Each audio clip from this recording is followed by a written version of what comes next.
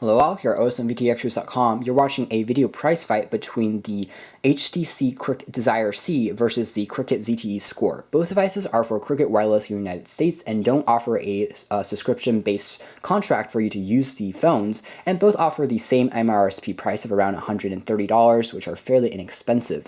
That said, the HTC Desire C is a more recent phone than the ZTE Score is, which offers a more outdated version of Android 2.3 versus the Desire C's Android 4.0 ice cream sandwich.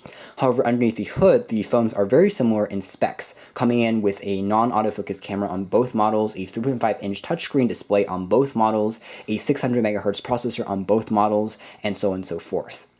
Also, wireless functions are very similar with Wi-Fi, Bluetooth, and GPS on board for both devices, even though the Cricket Desire C also has NFC support, which is a feature that's more advanced than the one on the ZTE device.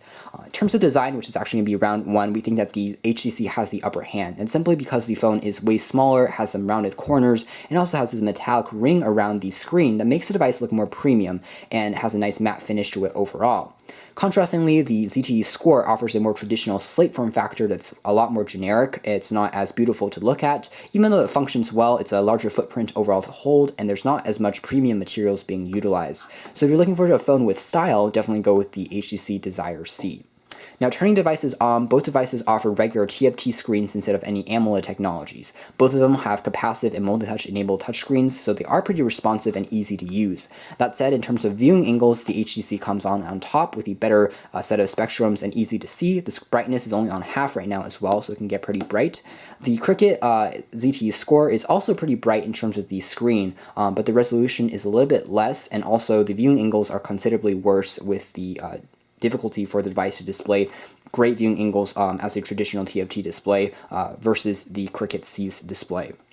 As far as audio is concerned, the HTC device is a little bit better because of that Beats audio technology built in, but however, the difference is not as grand as you might expect, and the ZTE Score provides a pretty respectable experience with the 3.5mm headphone jack on the top and also a very, very loud speaker on the back. Both phones are Move Music supported handsets, which means that they can have unlimited music downloads over Move Music for a month with a price of $55. And this is a great service if you're experimenting with music or if you download high volumes of music and it becomes more cost affordable than doing so on iTunes individually. As far as memory is concerned for those applications, both devices don't have any built-in memory, but you can expand it via a micro SD card, so those aspects are kind of even. However, I will say that the device, the ZTE Desire C seems to be a little bit more sluggish overall from day-to-day usage, and this is because the phone has more bloatware installed by the manufacturer and by Cricket, including some services such as backup plans, Google searches, and different Office applications that are not installed by you, the user, but instead installed by the manufacturer. Contrastingly, the Cricket ZTE Score is a little bit more clean in terms of an install of Android, not as much stuff going on, and so it's a little bit more fast just right out of the box. That said, the RAM on the ZTE Score is extremely low, and if you plan on installing more applications, the phone really can't handle that. And we found that if we tried to install more than 5 applications, the phone did freeze and crash, and we had to reset it to manufacturer settings. So if you plan on playing a lot of games and applications in the long run, the HTC Desire C is your candidate, even though out of the gate, if you don't care about applications, the ZTE Score runs a little bit more smoothly.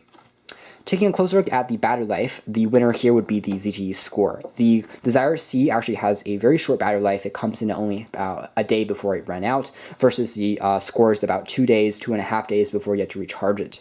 We found that as a result, if you're looking for a basic phone as a phone first with great battery life, the Score would definitely be your preference.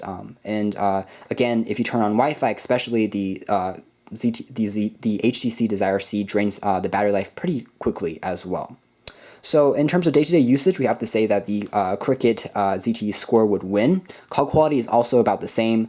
We found that the Score was a little bit better in terms of the speakerphone quality, and reception was also slightly better than the Desire C. And so this makes for the device, the ZTE Score, a better overall device in terms of calling and general usage of being just a phone first. Taking a closer look at the actual web browsing experience, we can see that the QWERTY keyboards being brought up on both phones. Both devices have accelerometers on board, so they can actually rotate these screens, but the native different QWERTY keyboards that are being brought out, the HTC uses the Sense Overlay keyboard. That is a pretty good keyboard, but slightly cramped on the screen itself. Also, the buttons are not as optimized, and we found that the touchscreen was a little bit plasticky and difficult to use at times. Contrastingly, the ZTE Scores keyboard uses a swipe technology that's a lot more responsive, and the horizontal layout is more optimized and features slightly larger buttons and keys, which we found to be more easier to use and to type on. So if you're a texter, we would definitely say that the Cricket ZTE Score is probably the best bet for you. Taking a look at the web browsing functionalities of both phones, which are pretty critical, you will see that the processor speed on the Cricket Desire C is slightly faster, even though on specs they are equal. Also, in the native browser, HTC has offered pinch-to-zoom support and also auto text flowing, whereas on the ZTE Score, pinch-to-zoom is supported, but you need to have an update to do that. Natively, there is no support for that, and also text flowing is a little bit more tedious and takes more time to do so. So in terms of web browsing experience and a better Flash-enabled browser that's faster, more smooth, more lucid, the HTC device has your better bet. So overall, what it comes down to with these two phones is that if you're looking for a phone and really just a phone with perhaps music service support on there, then perhaps a ZTE phone might be the better bet because it's a lot more inexpensive in terms of street pricing, and also it works better in terms of battery life and reception and call quality. But if you're looking for a true smartphone, a basic smartphone with better app support, with a better camera on here at 5 megapixel, although only slightly, even though the camera isn't that great, looking for a better screen, you're looking for a better multimedia experience, then the HTC edges out the ZTE counterpart by a slight margin. Overall, both phones are pretty solid devices, especially for Cricket Wireless in the United States, and you really can't go wrong with both if you are looking for an entry-level Android smartphone to get you started with. Thanks for watching this price fight, and in this version of our price fight, the HTC phone came out slightly on top, but it was very close. Thanks for watching here at osandbtaccessories.com. Check out more content on our website at OS Tech News, and also our Twitter and also YouTube pages. Thanks.